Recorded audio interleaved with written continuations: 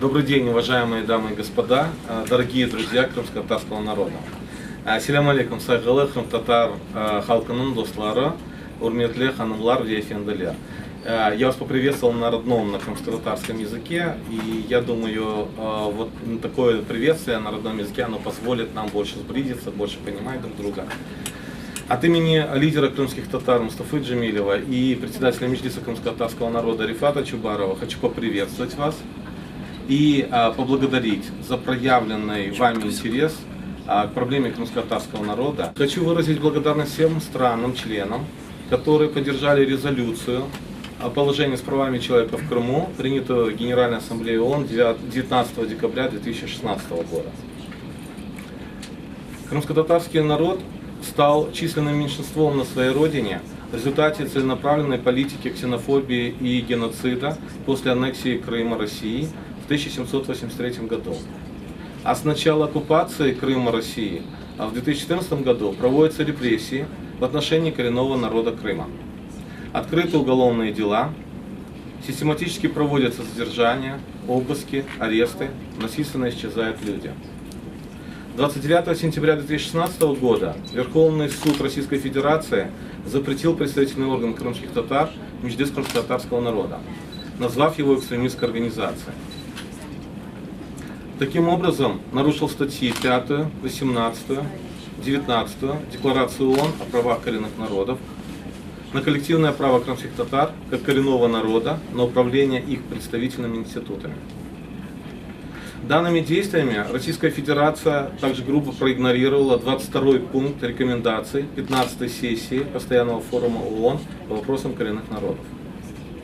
Меджлис — это представительный орган коренного народа Крыма, который был избран на демократических выборах в 2013 году. Международные организации признали выборы легитимными.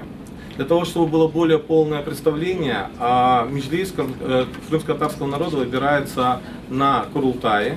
Из 250 человек выбирается 33 человека. Курултай — это высший представительный орган, это национальный съезд, по-другому еще называют его национальный парламент. Он избирается прямыми выборами крымскими татарами и членами их семей. И в 2013 году это были последние выборы, которые избрали тот действующий Курултай и Меджлис крымско-татарского народа. В выборах приняло участие порядка 51% крымских татар и членов их семей. И легитимность выборов подтвердили международные организации, которые присутствовали на выборах и посчитали, что выборы были демократическими. Российская Федерация запретила Меджлис в связи с тем, что, согласно его решению, крымские татары проигнорировали противозаконный референдум 16 марта 2014 года. Данный референдум также не признала Генеральная Ассамблея ООН. После этого и в связи с этим начались репрессии в отношении членов Меджлиса крымско-татарского народа и в отношении самого Меджлиса. Я член Меджлиса крымско-татарского народа, у одного из первых проводили обыск. Впоследствии проводились различные репрессии, проводились различные провокации. И в итоге в отношении меня были заведены уголовные дела. Я в этот момент, когда узнал, что в отношении меня заведены уголовные дела, находился в Киеве. И представители многих правозащитных организаций порекомендовали не возвращаться в Крым, а проводить работу в том направлении, чтобы защищать коллективные права крымско-татарского народа как коренного народа и индивидуальные права всех людей, которые проживают в Крыму. По сегодняшний день вооруженные люди совершают систематические налеты на мечети во время пятничной молитвы, в кафе, на рынках, массово задерживают крымских татар, которых насильно сгоняют в автобусы и увозят в так называемый комитет по борьбе с экстремизмом. У людей собирают личные данные, отбирают слюну на анализ ДНК, отпечатки пальцев. Это прямое нарушение статьи 12 Декларации ООН о правах коренных народов. Продолжается активное замещение населения Крыма. По данным нашего мониторинга, более 120 тысяч человек ввезены из России в Крым, а около 50 тысяч человек вынужденно покинули Крым. Это прямое нарушение 4-й Женевской конвенции. Также в нарушении 4-й Женевской конвенции проводится массовый весенний призыв с 1 апреля этого года в вооруженные силы Российской Федерации. А если люди отказываются, то в отношении них открывается уголовное производство. В настоящее время открыто одно уголовное производство, а еще 200 человек, молодых людей, вынуждены укрываться от службы в вооруженных силах Российской Федерации. Об этом более подробно расскажут наши молодые представители. В нарушении заключительных замечаний по 7-му периодическому докладу Российской Федерации Комитета по правам человека ООН от 31 марта 2015 года в Крыму заставляют брать российские паспорта, а отказывающихся людей депортируют в Крым. Из Крыма вернее. Примером является ситуация с Недимом Халиловым, который около 6 месяцев находится в Краснодарском крае в фильтрационном заведении.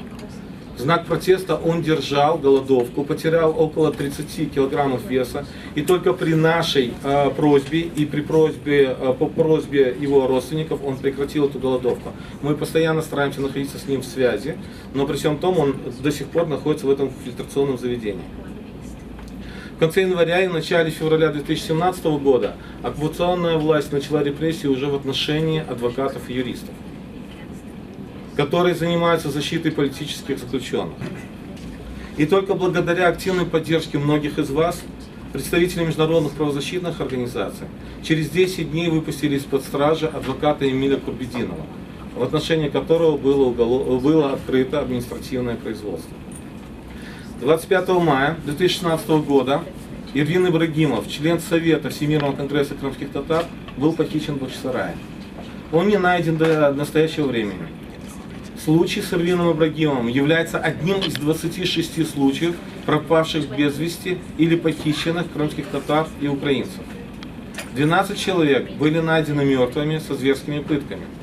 Де-факто властью до сих пор не открыты уголовные дела по всем этим случаям.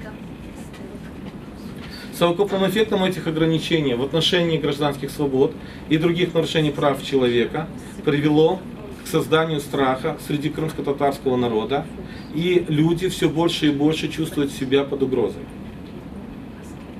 Для того, чтобы избежать дальнейшей эскалации напряженности в отношениях между крымскими татарами и де-факто властью, призываем международное сообщество направить ноту для Российской Федерации, подчеркивая свое обязательство по обеспечению прав крымских татар как коренного народа Крыма. Для этого необходимо, первое, отменить решение Верховного суда Российской Федерации о запрете меджлиса крымско-татарского народа и позволить ему работать в качестве законного представительного органа крымских татар на территории Крыма. Это должно быть исполнено во исполнении международного решения, промежуточного решения Международного суда ООН от 19 апреля 2017 года.